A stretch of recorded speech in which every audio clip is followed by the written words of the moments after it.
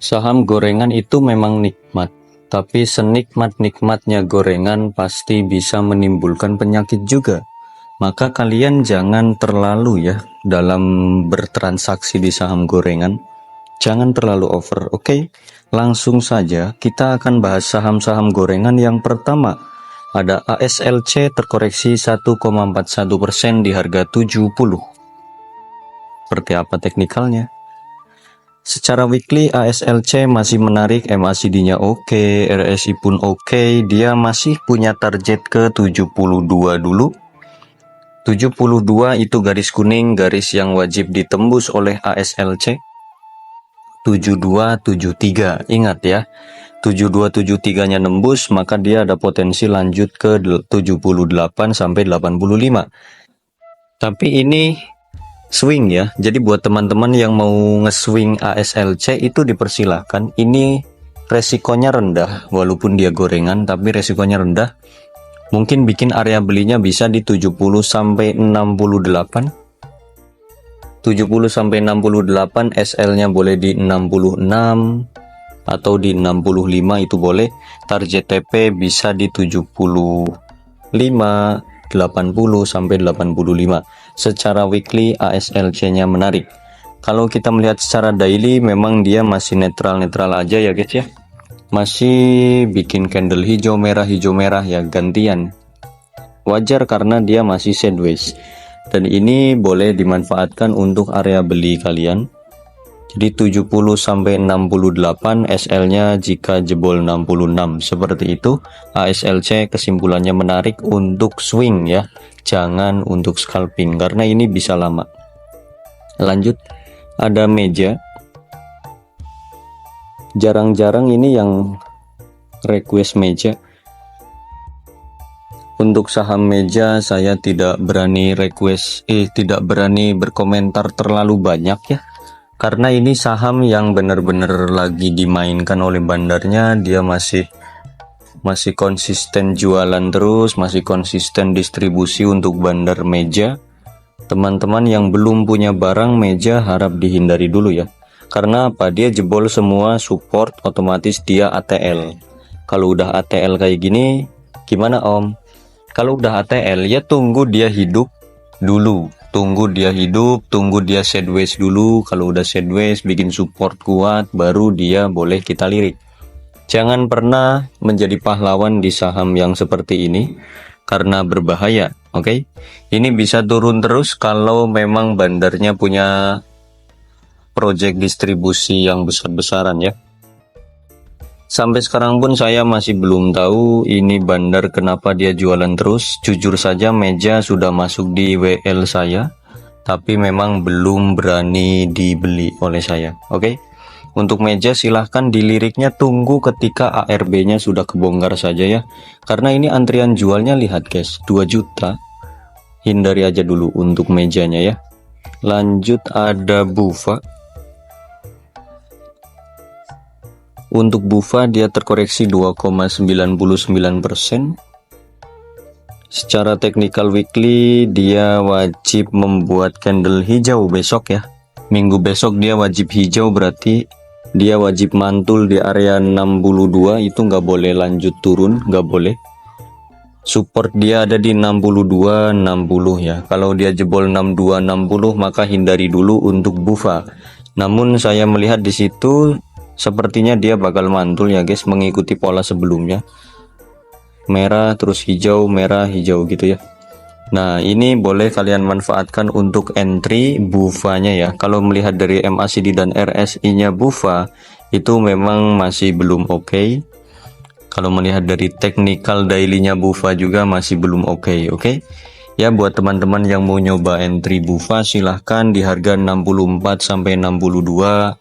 SL apabila dia closing di bawah 62. Seperti itu saja untuk Bufa. Kesimpulannya masih belum menarik. Namun ada satu harapan buat kalian, dia itu sudah membuat 1, 2, 3, 4, 5, 6 candle merah. Maka harus ada 1 candle hijau besok. Untuk Bufa boleh dilirik terlebih dahulu, oke? Seperti itu saja untuk Bufa. Oke, kita lanjutkan ada MHKI. Ini MHKI yang biasanya sepi, dia kemarin sempat ramai ya, sempat terbang juga. MHKI secara technical weekly dia berhasil terbebas dari masa sideways-nya, mantep ya. Tapi sayang candle weekly-nya dia membentuk suatu jarum yang seperti ini, itu saya kurang suka sebenarnya. Namun kalau kita melihat dari weekly-nya MHKI, dia MACD dan RSI-nya masih menarik ya.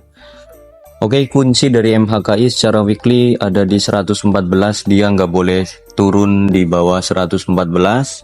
Itu garis yang tidak boleh dijebol oleh MHKI ya, 114.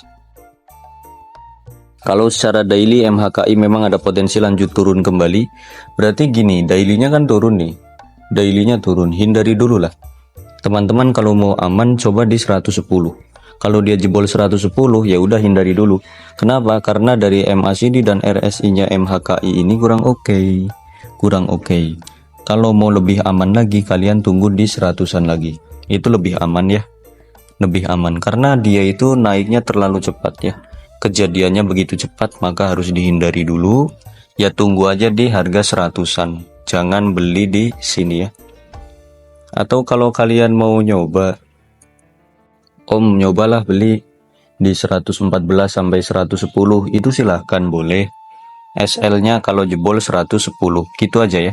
Kalau jebol 110 SL dulu karena ada potensi ke harga 100. Itu untuk MHKI. Lanjut ada DILD. DILD dia terkoreksi 2,01%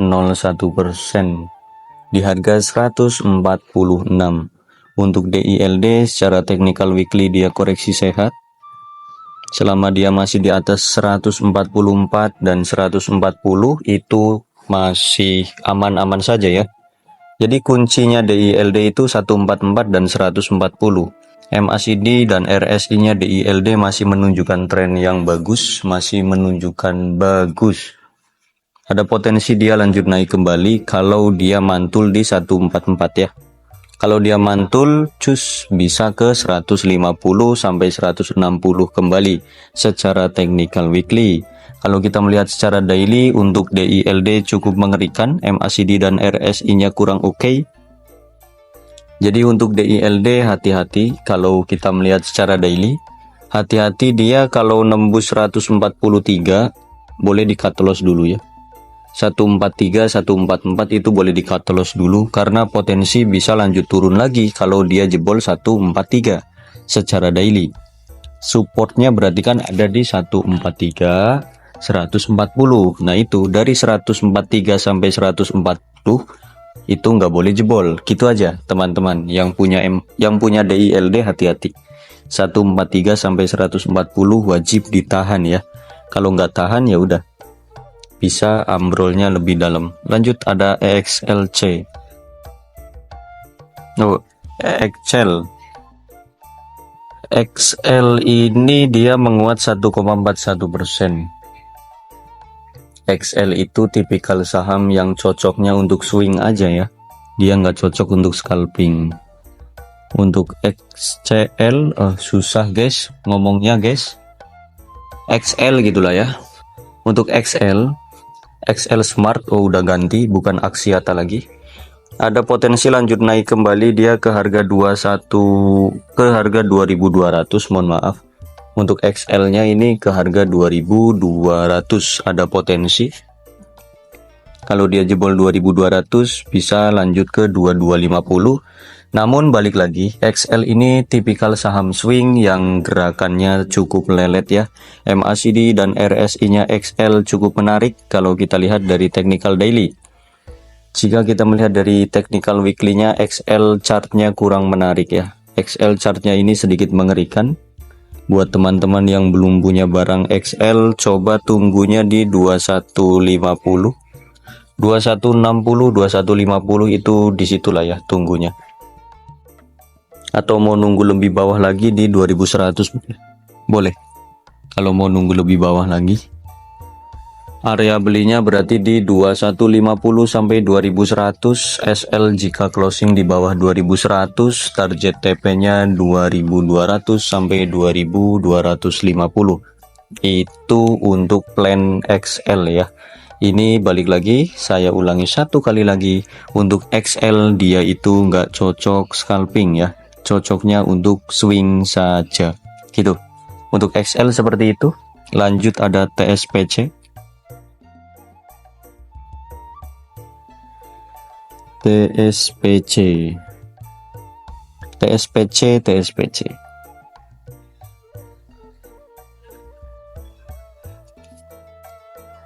TSPC dia menguat 0,40% di harga 2480.